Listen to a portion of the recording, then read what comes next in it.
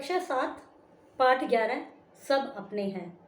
प्रस्तुत अध्याय प्रसिद्ध कविताकार गौहर रजा द्वारा रचित एक सुंदर कविता है। इसमें कुछ प्राकृतिक चीजों के सजीव व्यवहार को बहुत ही सुंदर ढंग से प्रकट किया गया है। आइए लय व तान के साथ इसे गाएं। पढ़ना लिखना बोझ नहीं, हमने ये पहचान लिया, धरती अंबर नदियां झरने सब अपने हैं जान लिया। इसमें कवि बच्चों को शिक्षा देते हुए कहते हैं कि पढ़ना लिखना बोझ नहीं है, ये ऐसा हमने अनुभव किया है। धरती अंबर आकाश नदियां झरने सब अपने हैं, ये हमने जान लिया। ओस की बूंद सुबह की लाली, फूलों का होले से खिलना, इंद्रधनुष के रंग बिखरना, सागर में लहरों का उठना। ओस की बूंद है, सुबह सुबह लाल जैसे सूर्य जो होता है ना, बहुत तेज रोशनी होती, मंदम मंदम रोशनी होती है, तो जो लालिमा बिखेरता है वो, तो सूर्य की लाली है, फूलों का हिलना धीरे धीरे, इंद्रधनुष का बनना, सागर में लहर उठती हैं, ये सब अपने आप ही तो होता है, सब प्राकृतिक क्रियाएं हैं। दरियाओं का बहते जाना, अंकुर से जंगल बन जाना, इनका आपस में रिश्ता है, हमने यह पहचान लिया। दरिया बहती रहती हैं, एक अंकुर डल गया, बीज डल गया, उससे खूब सारे पेड़ हो गए, जंगल बन गया, तो इसमें ये भी अपना आप ही हुआ है, सब प्राकृतिक क्रियाएं हैं और इन सब का आपस में कोई ना कोई गहरा रिश्ता है, ये हमने पहचान लिया। सब एक दूसरे को सहयोगात्मक क्रियाएं चलती हैं प्रकृति में भी, कि भाई बसंत अपने समय पर आता है, सूरज अपने समय पर निकलता है, रात अपने समय पर होती है, सूरज का छिपना, तो ये सब क्रियाएं हैं, तो आपस में इनका एक रिश्ता है। पढ़ना लिखना बोझ नहीं, हमने ये पहचान लिया, धरती अंबर नदियां झरने सब अपने हैं जान लिया। पहले पहले इंसानों का आग जलाना, खेती करना पेड़ लगाना, पहिए का आकार बनाना। सबसे पहले क्या होता था, जब आदि मानव था तो उसको कुछ पता तो था नहीं, मतलब मानव सभ्यता का जब विकास हुआ ना, उनको आग जलानी आती थी, ना कपड़े पहनने का सलीका था, कुछ भी पत्ते उठा के वो लपेट लिए, जानवर मार के उसकी खाल पहन ली। तो फिर उन्होंने सबसे पहले क्या करा, आग जलाना सीखा, और उन्हें तो ये भी नहीं पता था कि हम आग जलाना सीख रहे हैं। तो दो पत्थर आपस में टकराए, कुछ चिंगारी सी निकली, तो उन्हें लगा अरे भाई ये तो आग से है, और इन्होंने देखा अरे इससे तो जानवर भी दूर भाग रहे हैं। फिर उन्होंने पत्तियों को इकट्ठा करके उन्हें रगड़ के आग जलानी सीख ली। और फिर क्या हुआ, फिर एक दिन कुछ खा रहे हैं, कुछ गिर गया उस आग में, अरे मेरा तो ये गिर गया, उसको उठा लिया, फिर उसको खाया तो वो टेस्टी लगा, तो उन्होंने सोचा इसको ऐसे ही पका कर खाया करें, इसको ऐसे ही इसमें डालें तो हमें स्वाद आएगा। तो इस तरह से धीरे धीरे सभ्यता का विकास होता चला गया। तो इसमें क्या है कि सबसे पहले आग जलाना सीखा, फिर खेती करना सीखा, खेती ऐसे सीखा, जो खा रहे हैं उसका बीज ऐसे ही फेंक दिया, पता चला अगले दिन तो वहाँ पे कुछ अगले दिन नहीं 10-15 दिन बाद, अरे वाह यहाँ तो छोटा सा पेड़ उग गया, खेती करना सीखा। फिर पहिया बनाना सीखा, चाक चलाना सीखा, बर्तन बनाना सीखा, भाप की ताकत या बिजली पर काबू पाना, भाप की ताकत, फिर इंजन चला, भाप से इंजन स्टीम इंजन बना था, और बिजली को बनाई, एटम को टुकड़ों में बांटना, खेल खेल में चांद की धैया छूकर आना, चांद कितनी दूर है ये सब पता लगाना, इनका आपस में रिश्ता है, हमने ये पहचान लिया। पढ़ना लिखना बोझ नहीं, हमने ये पहचान लिया, धरती अंबर नदियां झरने सब अपने हैं जान लिया।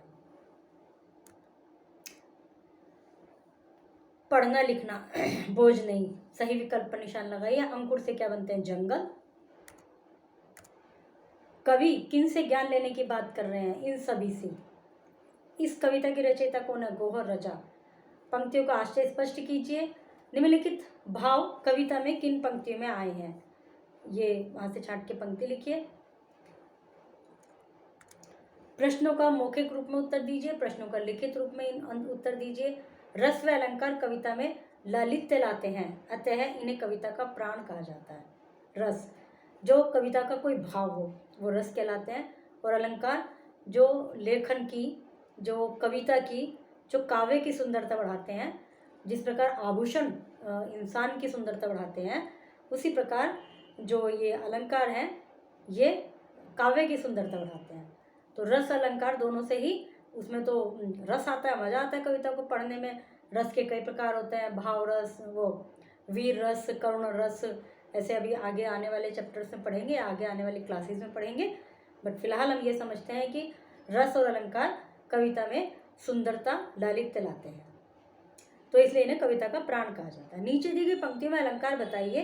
खेल खेल में चांद की धैया छूकर आना, खेती करना पेड़ लगाना, पहिए का आकार बनाना।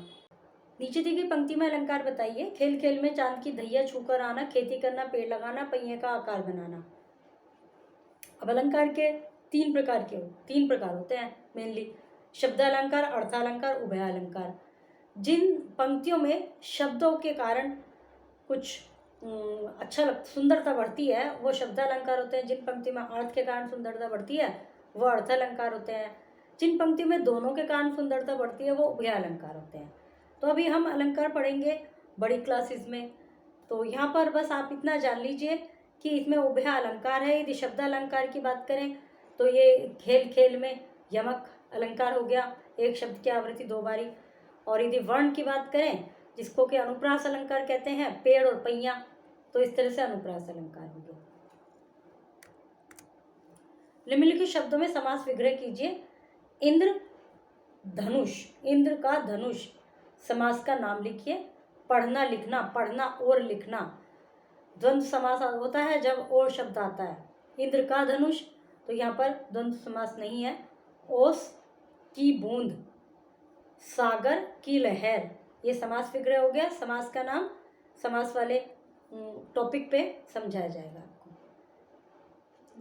पर्यायवाची शब्दों का ध्यान में रखते हुए नीचे दिए गए शब्दों में से बेमेल शब्द छांट कर लिखिए। जैसे अंबर, आकाश, नभ, तीनों सेम है, लेकिन धरा होता है पृथ्वी, ये अलग है। मिट्टी से अंकुर, अंकुर से जंगल, इसके बाद फिर मिट्टी की स्थिति।